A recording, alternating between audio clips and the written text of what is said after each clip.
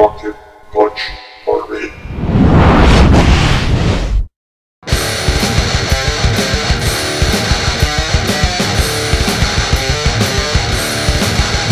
What's up guys, it's Jetfire here with a Rocket Punch Army quick look review for Jetfire. Now this is not the original G1, Jetfire is the classic style, but I wanted to show you guys this. It's not a new toy, but it's new to me, and I passed it up a long time ago. I finally got myself one, so I just wanted to show you guys. But anyway, now without getting into the whole backstory about how the original Jetfire was a remold of the Takatoku / Bandai mold, specifically this one. This is the one I'm talking about. This is an original G1 Jetfire. Well, I guess I'll get into a little bit of the backstory. Now, Hasbro had this thing back in the day where they would look at different Japanese companies to find transformable toys they could include in the Transformers line. So they happened to find this guy, which was a Takatoku Valkyrie, which was later done on the Bandai. And I think the Transformer ones, I think there's some variations, but I think the ones I've seen the most are the Bandai ones. But anyway, so yeah, they had that mold, and if you watch the G1 series, you'll notice that Jetfire, Skyfire, whatever they call them, looks nothing like this. And that's because they were showing Robotech here at the time, and there's a little issue with that. They couldn't make it look like the Robotech robots, which are the ones that you would see in the background if you watch Robotech as a kid, or Macross.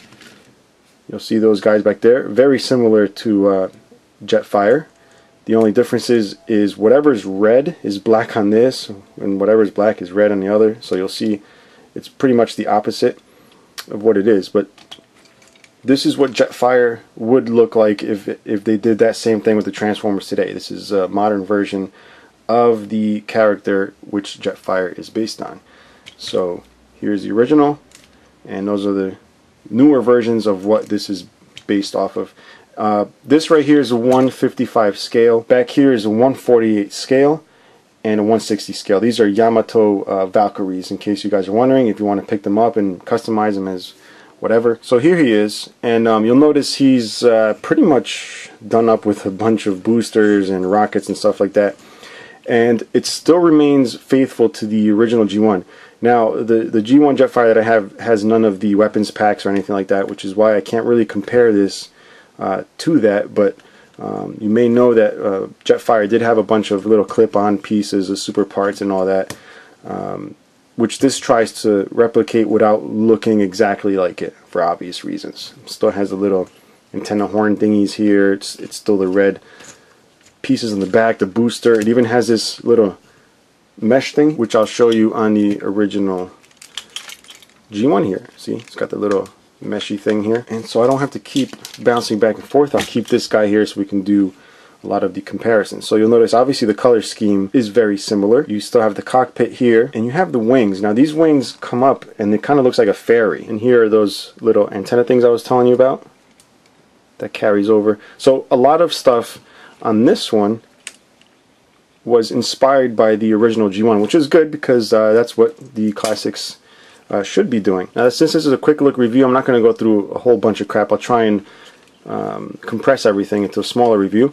But weapons, you can push this down here. You'll see the weapons pop up automatically.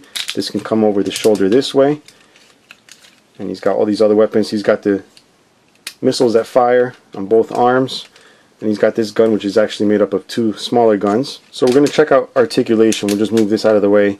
The head on mine likes to look up a lot, but it's on a ball joint. Look around like that. You get the little antenna pieces that swivel around. You get the arms come out. Everything pretty much is on a ratchet. This is a very soft ratchet, so you can't really hear it, but it does have notches. You got the elbows, which are also on ratchets. You don't have any waist articulation due to the transformation.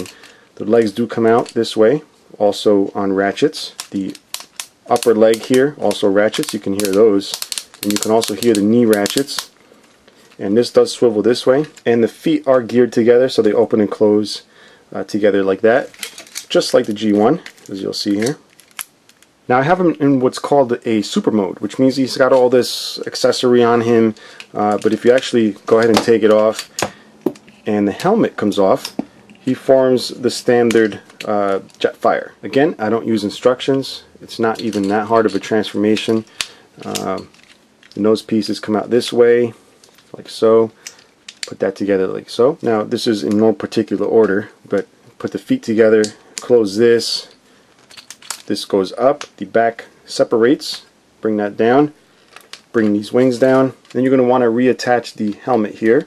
Pop that on, spin this around, then close this around it. Then bring the arms down.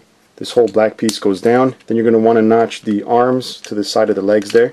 You'll see there's a little tab there. You want to go ahead and put the arms in there. And you'll go ahead and do the same for the other arm.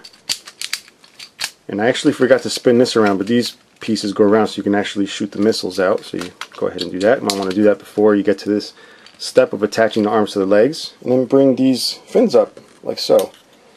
Now, just looking at it like that, it's very, very similar to the G1.